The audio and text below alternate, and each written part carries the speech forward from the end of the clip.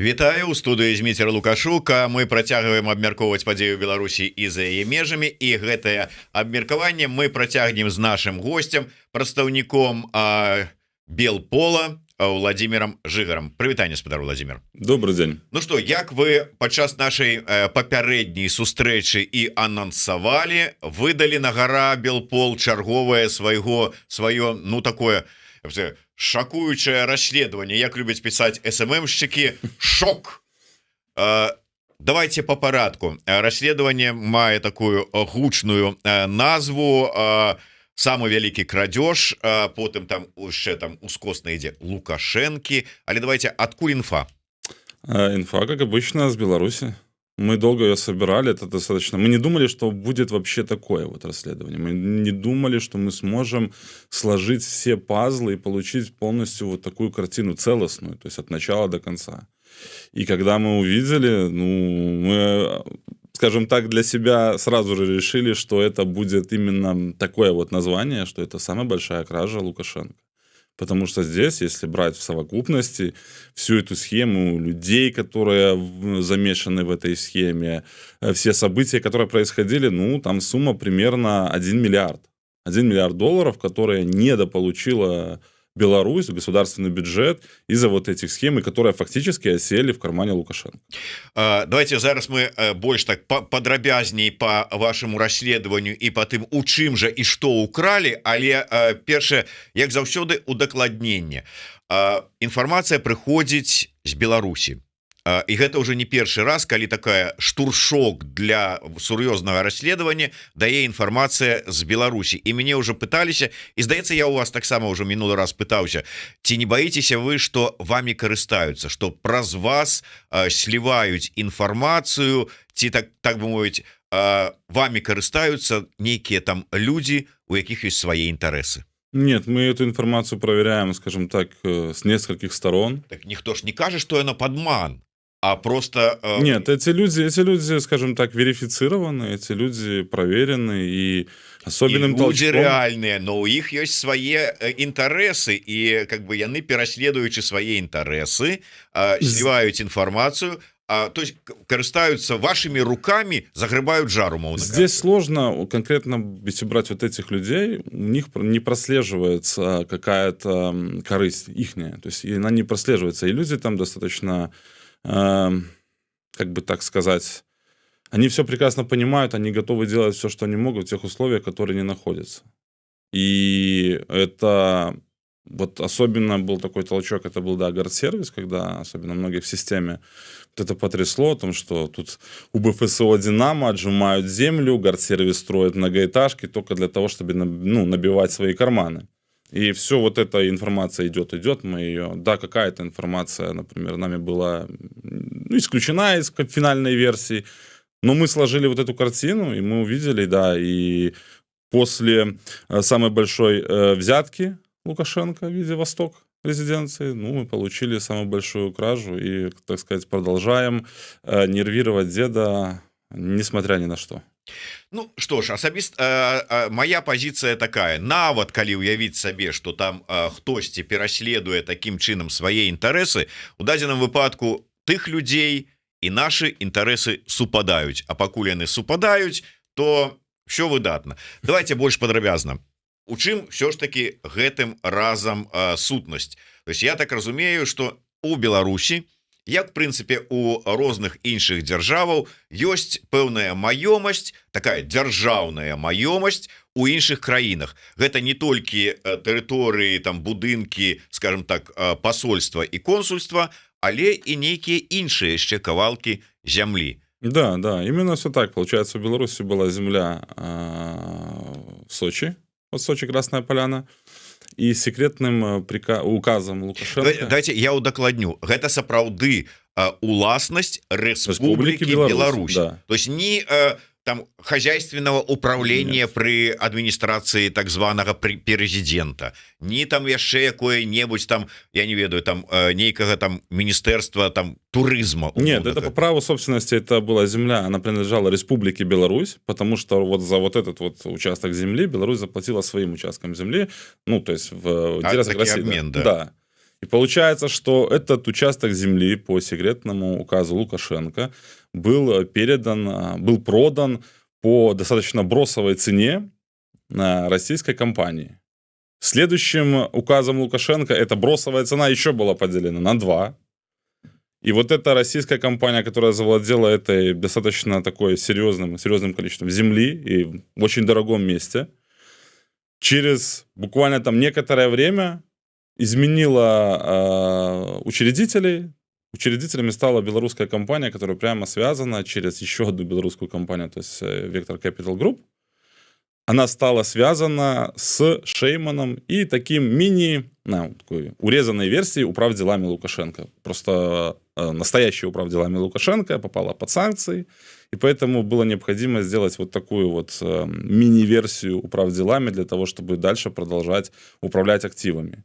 И вместе с этим люди, которые связаны с этой белорусской компанией, и с одной, и со второй, еще участвовали фактически в краже электроэнергии в Республике Беларусь. То есть, когда через эту компанию, прокладку, электроэнергия продавалась в Украину. Причем, если эта компания-прокладка покупала у Белэнерго электричество за $59, то она продавала в Украину за 100.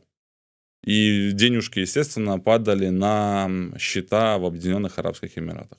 Только по вот этой вот схеме было отмыто или получено около $500 миллиарда.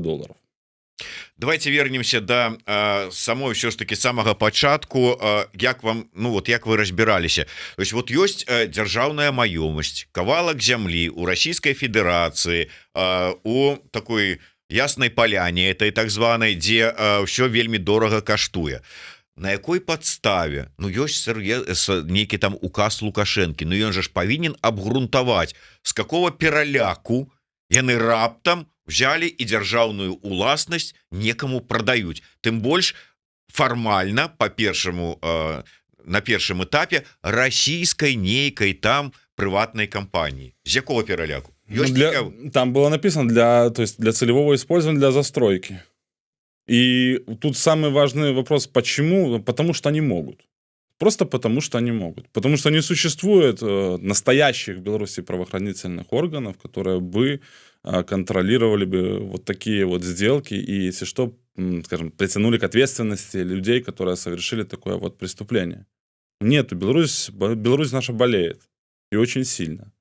И нет у нас тех, кто бы контролировал такие вот махинации. И они это знают, потому что они же и создали эту систему, которая не дает возможности кому-то контролировать их. Да, можно... Это, в принципе, это было достаточно так, чопорно сделано. Продали одним, потом, многовато там цену, давайте мы ее порежем. И это все Лукашенко сам, то есть, фиксировал. И потом это все пошло, и в конечном итоге это все вот замыкается на белорусской компании Vector Capital Group, где работают все люди, которые ранее работали в управделами, где документы подписываются, то есть наш руководитель ВВШ, то есть это понятно, что это Шейман, и многие документы подписываются, которые мы в том числе не показывали, то есть подписываются Шейманом, например, там. Потому что они могут. Добро. Давайте вот по кроку, то есть атрымліваецца, взяли секретным указом Лукашэнкі, нібыта продали по бросовой цене российской компании, потом эта российская компания чароўным чынам ператвараецца у беларускую, ці она продает часть своих, то есть она продает 99,9% акций, переходят под региональный порядок компанию, это белорусская уже компания, и в конечном итоге там работают люди, которые прямо связаны, являются учредителями, либо соучредителями компании Vector Capital Group. То есть вот, и все это замыкается именно на вот этой основной белорусской компании, которая, как мы говорим в расследовании, что это такое вот усеченная мини-версия именно управделами Лукашенко. Это все достаточно, ну, вот просто, потому что, да, некоторые документы, к слову, мы об этом говорили и в расследовании, да, нам пришлось купить.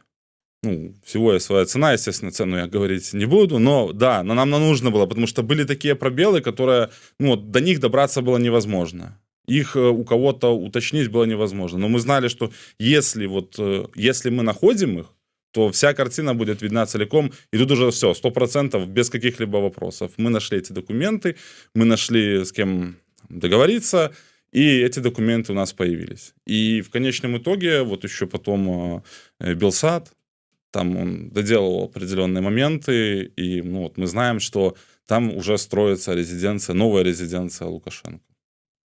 Давайте вось до гэтага месца сапраўды вот вы сказали, что в адпаведнасці с этими документами там нібыта гэта ўсё ідзе для мэтавага выкарыстання гэтай зямлі, той же забудовы. Что, хто стаіць за вот этими, что за кампаниями, хто будзе будаваць і ці вядома, что там будзе будавацца? Ну, теперь уже известно, там будет строиться новая резиденция Лукашенко, она возводится под таким четким, жестким контролем Шеймана. Само строительство производится, то есть, за счет местных строительных компаний. Это будет, конечно, достаточно такое серьезная постройка, то есть состоящая из огромного дома, который, естественно, будет принадлежать Лукашенко. Ряда еще домов поменьше.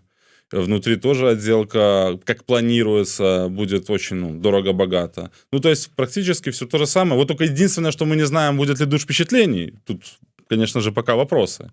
Но я думаю, что мы сможем узнать, будет ли там какой-нибудь новый экзотический душ впечатлений, как в резиденции номер 18. Слушайте, вот вы постоянно там указывали на то, что и само в принципе назва гэтага расследавання кажа, что это самая там гісторыя самая вялікая крацяжа Лукашэнкі. А вот подпісаў ён указ, потому что ніхто іншы не мог бы подпісаць гэты указ, каб гэта земля пайшла в оборот. Але он же вот, как это кажется, бессеребренник. Вот ему же ничего не надо. Он живет на президентскую зарплату. С чего вы взяли, что он как бы себе на корысть вот это все робить? Ничего не делается в Беларуси, увы, сейчас. Без его контроля, без его одобрения.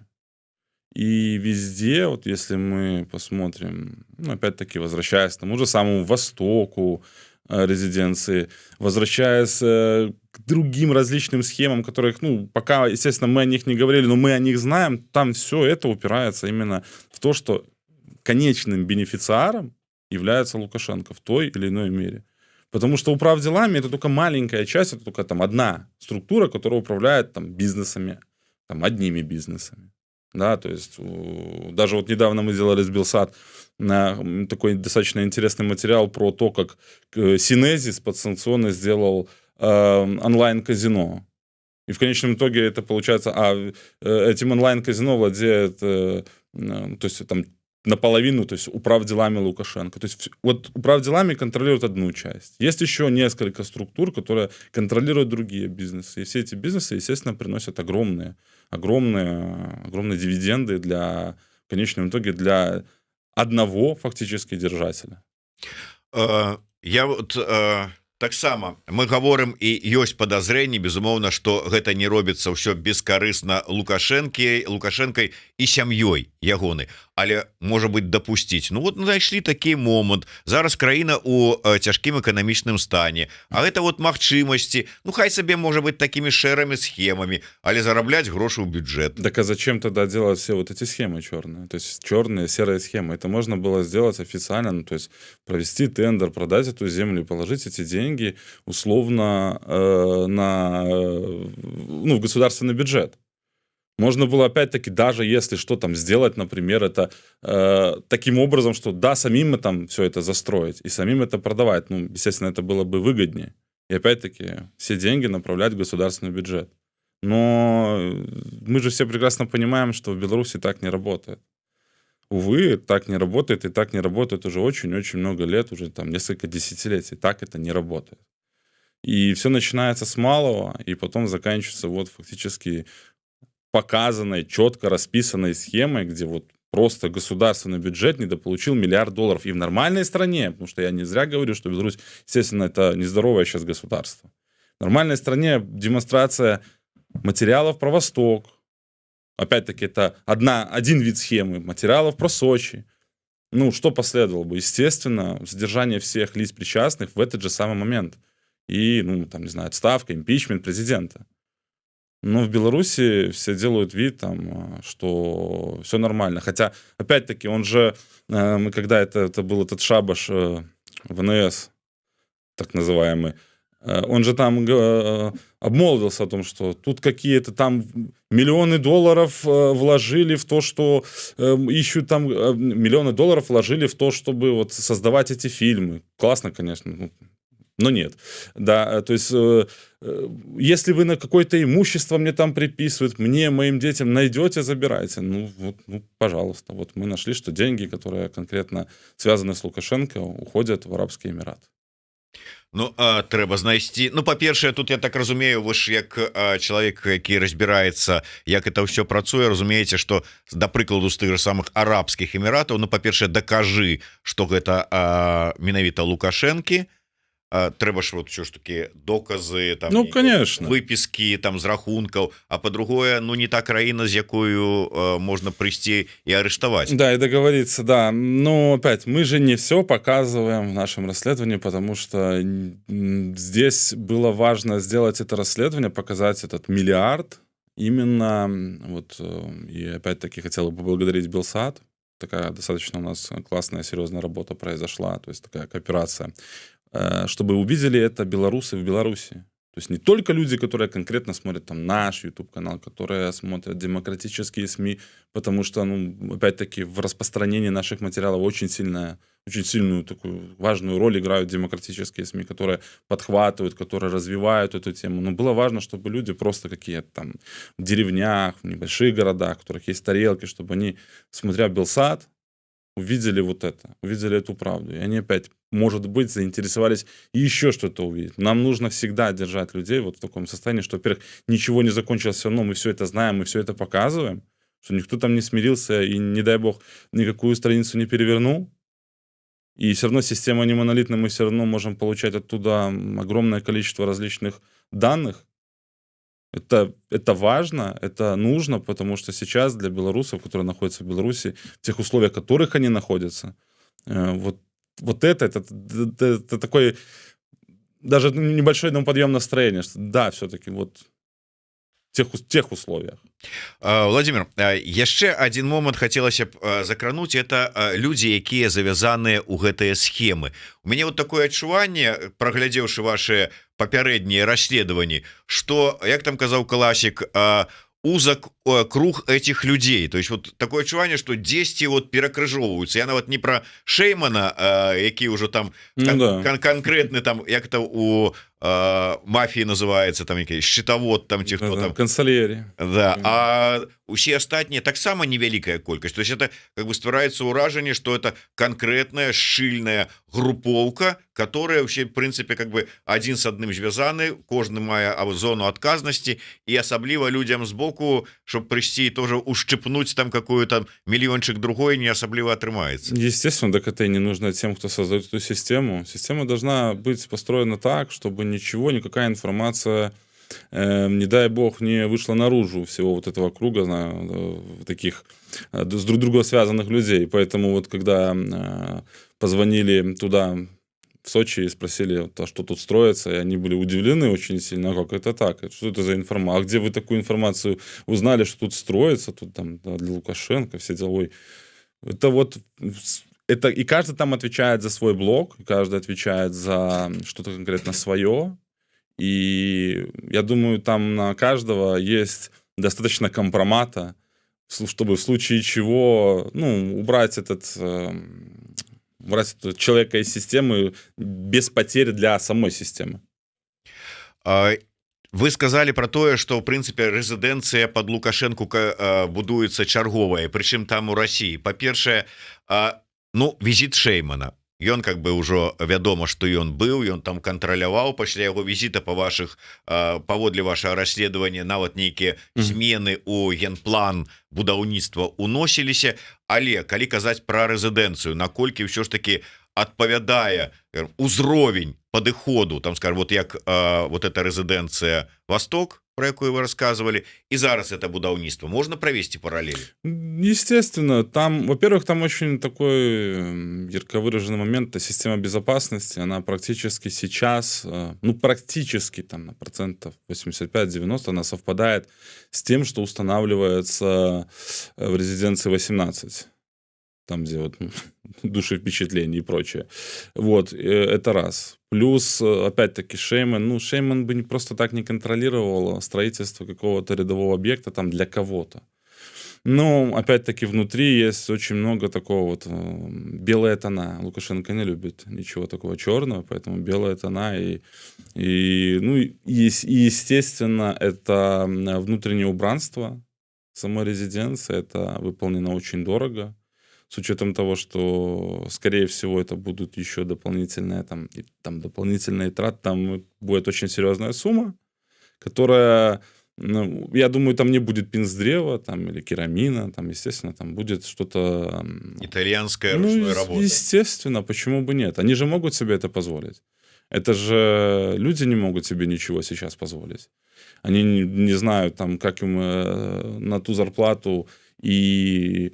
заплатить за коммуналку и еду себе купить. А они же не думают об этом. Для них вот есть, ну, почему нет? Я же могу себе построить там 18 резиденций в Беларуси, если могу там сказать, что мне там Теслу Маск подарил, там вертолеты, самолеты. Они могут, потому что все люди работают фактически там, сколько в Беларуси? 8,5-9 миллионов, они работают на них.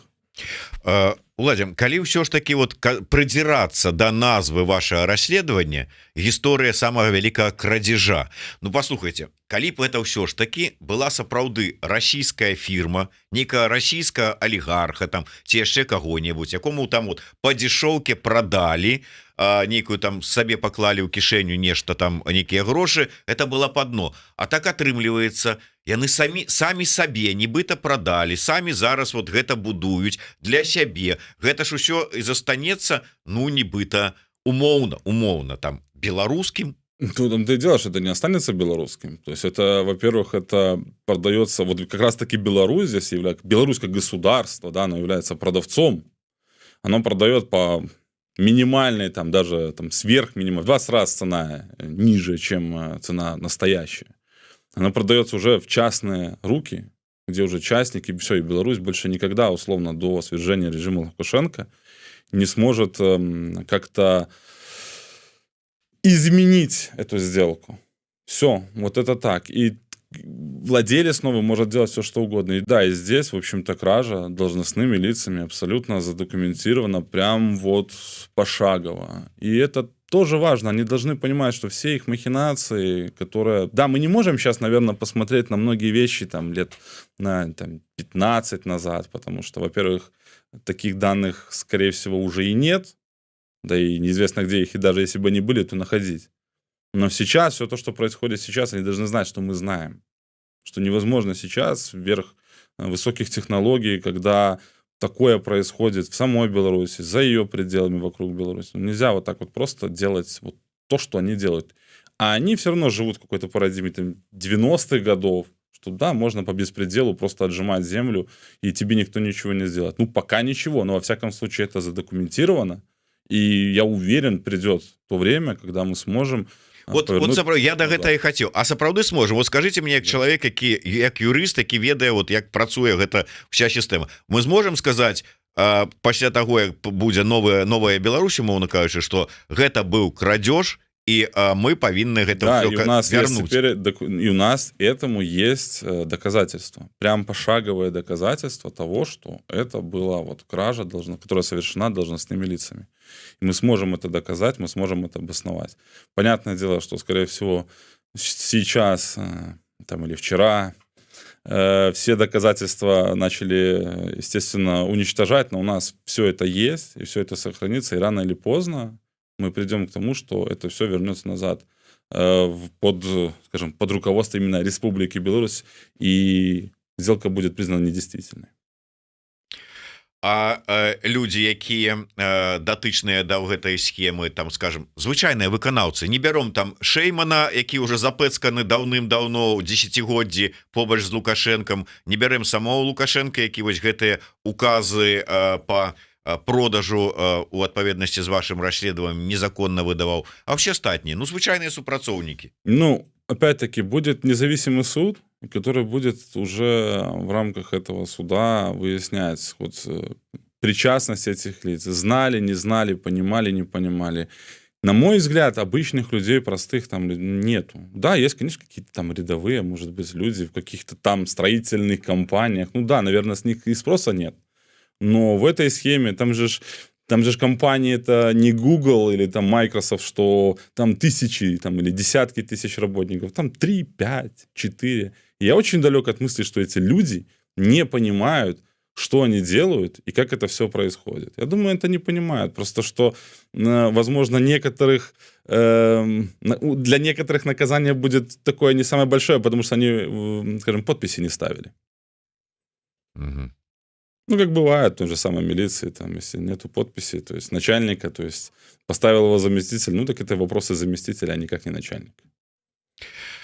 Ну что ж, я думаю, что мы на гэтым вот про гэта расследаванне рассказывать скончым, тым больш что ёсць магчымасць паглядзець у арыгінале, дзе ўсё распісана конкретно, документы показываются, Владимир все гэта тлумачыць, умоўна кажучы, на пальцах больш падрабязна, а не так вот як у абмежаваным часе нашага эфира. Спасылачка на фільм ёсць і у нас тут у апісанні, і у анонсе на сайте Еврорады. Увогуле можете зайти на, там, скажем, сторонку Белпола, вся информация есть, так что, калі ласка, глядите, комментуйте, ну и подписывайтесь, не забывайте, як на сторонке Белпол, калі для вас гэта бяспечна, так и на YouTube канал Еврорады. Подписывайтесь, расширывайте, ставьте свои падабайки, задавайте пытанні. А я, карыстаючыся тым, что все ж таки прадстаўнік Белпола потрапіў нам у руки, пагавару з ім і на іншыя пытанні. Ну, заглядываючы, закидываючы вуду на нашу наступную сустрэчу, я так подозрюю, з нагоды чарговага расследавання, яно ж будзе як хутка і што, у якім накірунку, такі инсайдик невялічкі, зацікаўце. Замануха, да. Да, сейчас мы готовим большой материал, я не знаю еще, конечно, когда он выйдет. Приходите к вам могу и, конечно, и почаще. Да, это не обязательно из-за расследований. Вот. Но материал будет действительно очень серьезный, потому что он покажет, он немножко приоткроет вот эту вот часть нашей непубличной работы. Это будет достаточно сильный материал, который будет связан с тем, как Лукашенко участвует в войне в Украине. И это будет не просто слова, это будут абсолютные доказательства его участия. И так а что доказывать? Он же сам признался в Москве, что мы соагрессоры с Путиным. Ну, это понятно, что он признается, но когда ты показываешь как, это очень важно, потому что вот, скажем так, мы провели, там где-то у нас было около 11 командировок по разным странам Европы, то есть мы не все показываем, потому что бывает едут и непубличные люди, поэтому как бы особо и говорить-то нечего получается. И где бы мы ни показывали эти материалы, все люди очень начинают удивляться, и мы пытаемся сломить вот это вот там, такое мнение людей в Европе о том, что вот есть там какая-то ось зла, то есть там Путин, Иран, Северная Корея. Здесь должен быть Лукашенко однозначно. Просто без каких-либо разговоров. И еще 2 раза посмотреть, кто является там большим злом, из там Иран там, или Северная Корея, или Лукашенко. И эти документы, эти данные, которые мы покажем, этот фильм в целом, он все об этом расскажет.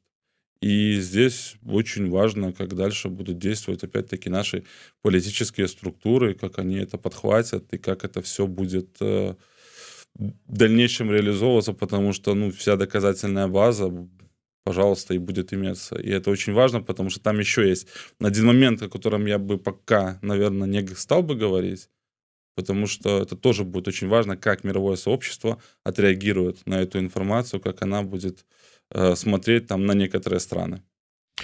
Я хотел бы яшчэ закрануть з вами тэму, тым больш мне цікава ваша просто меркаванне і погляд, як що ж таки сілавіка, хай былога сілавіка, але тым не менш на вот гэтую сітуацыю, якую зараз вельмі актыўна абмяркоўваюць, учитываюцца, аналізуюць. Это слітая кіберпартызанамі база доносаў. Вот як вы, як чалавек, у якога можа быць свой некая там фіксацыя погляду, такая ментаўская трошка, так уже. Ну, Да, вот як вы глядите на это? Я жартую, конечно, але тым не меньше. Ну, во-первых, это очень классно. На самом деле это такой удар по КГБ, по вот этим там 3 страшным буквам. Ай-яй-яй, а вас вскрыли, и все это показали. Там, к слову, в этой базе доносов есть доносы на меня. То есть даже уже когда я был в эмиграции, уже в Польше, там один человек, бывший учитель моей супруги, он, получается, донес на родителей моей супруги, что они там собирают деньги для там еще одного своего зятя, потому что он как раз в то время собирался работать с дальнобойщиком, но там было подписано срочно «Жигарь». Вот это родственники того самого опера, а вот они тут деньги собирают. То есть, ну, на самом деле это классно это все увидеть. Мы будем этих людей в конечном итоге всех знать. Ужасно, что в контексте нашей истории все равно мы имеем вот таких доносчиков, которые там свято верят, что они делают что-то хорошее, полезное. К слову, вот этот вот доносчик на мою семью, он там просто алкоголик. Нулевой алкоголик. Мы там потом посмотрели, он еще много там на кого писал различные там кляузы или писал лично Тертелю, срочно. Это ужасно. Но это действительно здорово, что мы это знаем, что мы это видим. Мы можем эту информацию проанализировать, особенно если она касается лиц, которые находятся в странах Европейского Союза. Потому что это отличное доказательство того, кто работает с режимом Лукашенко. Ну, естественно, в контексте того, что написано.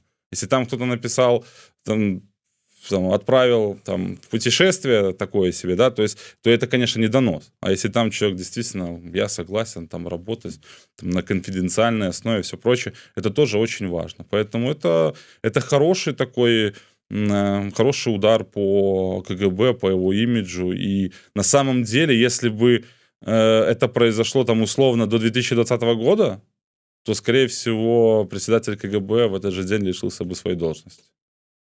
И не только он, и, скорее всего, там еще и заместители. Потому что это действительно такой сильный удар по комитету. Владимир, але ж я нездарма прасіў вас глянуць на гэтую сітуацыю, ну, таким поглядам былога сілавіка.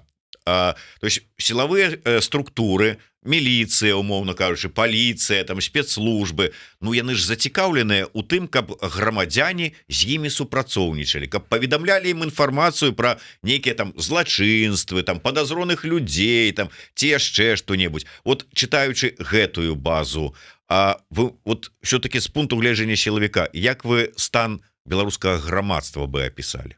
Ну, я не могу сказать, что я там все прям моменты там прочитал, но мне было читать, на самом деле, это не очень приятно. Ну, как можно читать, когда там какие-то доносы пишут там на людей, что вот он там с Польши сейчас вернулся. Я считаю, что вам нужно присмотреться к этому человеку. Ну, опять-таки, Беларусь нездоровая, и она нездоровая по многим направлениям. И вот это тоже один из показателей. Да, конечно, когда там человек там, находится на связи с сотрудниками так называемых правоохранительных органов, действительно рассказывает о каких-то преступлениях, это одно. Это, конечно же, одно, когда человек старается именно раскрыть преступление. Когда человек просто несет околесицу на других людей, то есть у него там какие-то, только что на голове фольги не хватает, и он рассказывает всякие сказки про людей, потому что да, там с Литвы кто-то приехал, а вот этот в Польшу собирается. Ну, разве это общество можно так назвать здоровым? Нет. Добра, давайте яшчэ один момант закранем. Гэта, як это не дзіўна, выборы ў координацыйную раду. Вот это, конечно, больно. Больно тому, что вот вы спознились и Белпол не представлены. Где ваш спис? Наш спіс. Да, вот ці вы ў спісе там якім-нибудь там супольным, чаму не удзельнічаеце ў выбарчым працэсе? Ну, мы приняли решение для себя давно, что мы участвовать в выборах Координационного совета не будем, потому что мы не смогли, и нам никто не смог ответить на вопрос, а зачем же он нужен? Что невозможно делать без Координационного совета сейчас, если ты вот понимаешь, что ты там... Чекайте, як это было написано, не буду зараз шикать, представительный орган граждан Беларуси. Ну, какие Вы граждан? не хотите быть в представительном органе? Ну, смотрите, если говорить так, что если условно, там, ну, по разным оценкам выехало там 750 тысяч белорусов после 2020 года, есть огромное количество белорусов, которые выехали до этого, да, то есть если тут не будет проголосовавших 100 тысяч, то о чем здесь можно вообще говорить? И то, что там, да, нас приглашали в несколько списков, и мы говорим, доказать, а что? Ну, чтобы что? Что невозможно делать без Координационного совета? Там, людей вывозить из Беларуси, помогать белорусам внутри Беларуси, там, вводить санкции, бороться как-то с режимом информационно. Можно. Мы слышали ответы, ну, Координационный совет нужен вот для того, что вот он же легитимный орган. Ну, конечно, здорово, но это такой себе ответ. И я был представителем объединения силовиков именно во втором созыве. Я посмотрел, что это такое. В моем понимании Координационный совет должен был работать так, что вот есть такие структуры, там вот как наша структура, там еще был рабочий рух, вот такие. Они собирают информацию с Беларуси, они ее как-то там аккумулируют, анализируют и передают дальше условно юристам, международникам, которые тоже были в Координационном совете. Это юристы этот материал причесывают, то есть придают какую-то там ему дополнительную форму и передают дальше политикам, которые тоже есть в Координационном совете. Эти политики за счет своих каких-то связей в разных странах мира передают эту информацию. Там, и неважно, о чем это может быть. Это может быть какие-то национальные санкции, помощь политзаключенным, например, помощь добровольцам, там, конкретно кому-то. Они отправляют это в разные страны. В этих странах есть тоже представители Координационного совета, это диаспоры. Эти диаспоры заботой и любовью окружают эту информацию и стараются, чтобы она была реализована. И все вот это, вся вот эта цепочка должна была, скажем так, пиариться в каком-то там мере, да, секретариатом Координационного совета, который должен был за каждом шаге рассказывать демократические СМИ. Чтобы сейчас не было, что все СМИ задают вопрос, так а что вы делали? Потому что никто ничего не знал. А секретариат Координационного совета говорит, что ну вот мы старались сохранить структуру. Вот это была ваша задача? На мой взгляд, нет. И если бы, да, возможно, и вот через год можно было бы сказать, что да, мы сделали вот это, мы отправили вот это, в этом работали вот эти люди, да, не все получилось. Но где-то у нас были бы какие-то успехи. А когда я слышу такие заявления о том, что ну вот мы считаем успех Координационного совета, мы придумали гендерные квоты, ну, наверное, ну это, конечно, интересно. Только я что-то не понимаю, как это связано с борьбой против режима Лукашенко. Или там, например, помощи белорусам, которые находятся в эмиграции.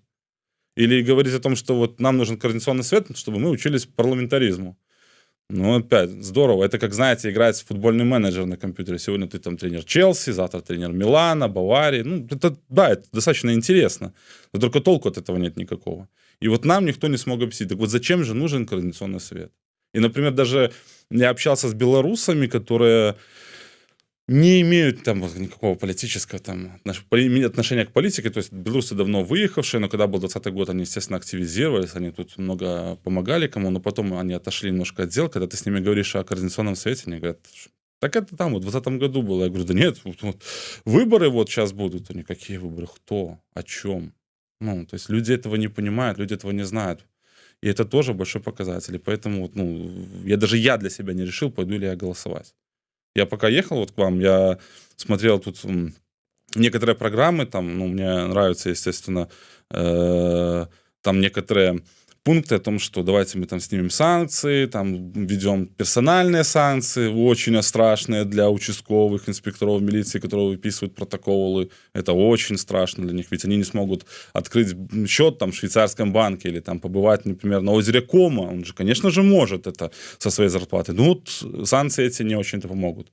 Ну, давайте мы тут не будем вводить против предприятий санкции. Да ничего страшного, что они делают оружие, которое убивает украинцев. Да? А потом следующим мы пунктом напишем о том, что а давайте мы будем помогать Украине. Так а не кажется ли вот людям, что вот это вещи друг другу противоречащие? Ну, или там давайте мы откроем границы для всех, а потом будем ходить и писать там всем о том, что тут агентура ходит. Ну, так а как по-другому? Или вы думаете, что открывшие границы для всех, они сюда не приедут? Или как будут государства, то есть Европейского Союза, НАТО, будут защищать свои вот интересы? Ну, как вы это себе представляете?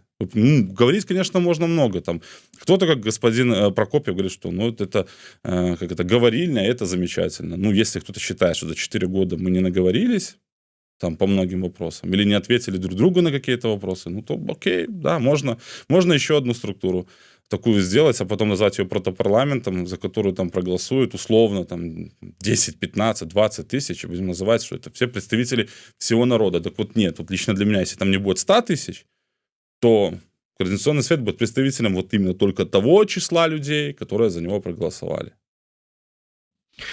Вот цікава, оказывается, інфармацыйную як мінімум работу по інфармаванні то людзей пра працу і ўвогуле пра координацыйны совет заваліў сакратарыят. Читай Иван Кравцов. Ну, там он был, я думаю, не один. Но просто, как по мне, ну, а что тогда? Ну, вот это было бы логично, если каждый шаг, а мы вот сделали это, а вот эта информация то. Потому что я тут расскажу, это я вот рассказывал вам и повторю вновь, что была информация про то, что это была осень прошлого года, Белорусская торгово-промышленная палата собирается проводить в Варшаве мероприятие. Эта информация мы передали тогда в канал «Реальная Беларусь», была опубликована, в Координационном совете это было подхвачено. И что было? Так, давайте мы сделаем комиссию там ну да, вроде там была комиссия, так, надо письмо составить, так, а вот это вот слово не соответствует вот этому слову. А это 2 недели там было. Разговоры.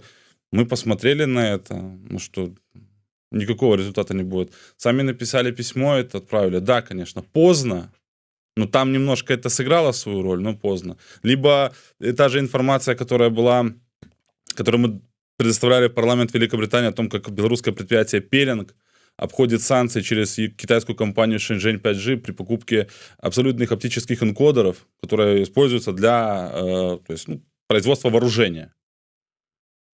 В этом докладе там только некоторые пункты были наши. Все остальное это были пункты там, скажем, других людей. И вот эти пункты никого не заинтересовало в Координационном совете из людей, которые там особенно много выступают. Вот этот блок информации, важной информации. Никто к нам не пришел, не сказал, ребят, у нас там есть связи, давайте как-то мы сейчас подключимся, давайте мы что-то сделаем. Никто не пришел, об этом не сказал. Все сказали, а вот там вот остальные пункты, они очень там плохо говорят про Координационный совет. Мы говорим, так это субъективное мнение вон того человека, это не к нам вопросы. Нет, вы должны тут, мы говорим, мы ничего вам не должны. Есть только некоторые пункты, за которые мы отвечаем. Если вы нам здесь поможете, окей, нет, так нет. Ну, естественно, там желающих помочь особенно не было, но как-то опять чудесным образом Shenzhen 5G 15 апреля оказывается в санкционном списке. Да, а кто это сделал?